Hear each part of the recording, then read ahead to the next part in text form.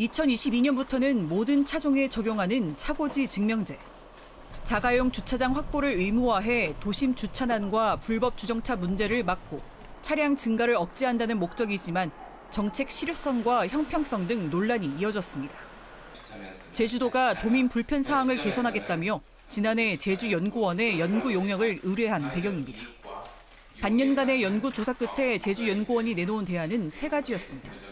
제도를 유지하거나 차고지가 확보될 때까지 2, 3년간 유예, 그리고 폐지입니다. 차고지 공급에 집중하고요. 유예 기간이 끝난 이후 목표를 달성하고 차고지 증명의 여건이 성숙했을 경우 지속적으로 유지를 하되 만약 그렇지 않은 경우에는 과감히 폐지한다는. 제주도는 제도 유지를 택했습니다. 대신 차고지 증명 기준을 일부 완화하기로 했습니다. 1톤 이하 화물차를 포함한 경영, 소형 자동차, 전기차, 다자녀 가정 소유 차량 등 18만여 대가 면제 대상입니다.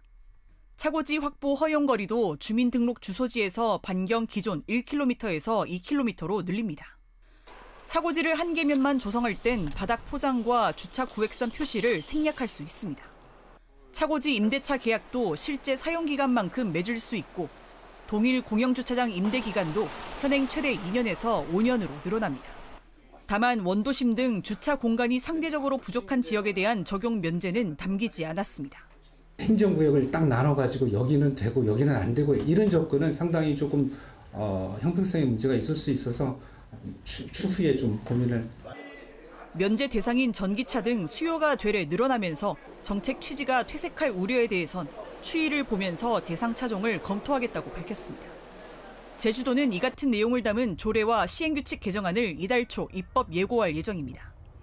하지만 헌법 소원이 청구됐고 KBS 여론조사에서 절반이 넘는 도민이 제도 폐지를 선택한 만큼 논란은 계속 이어질 것으로 보입니다.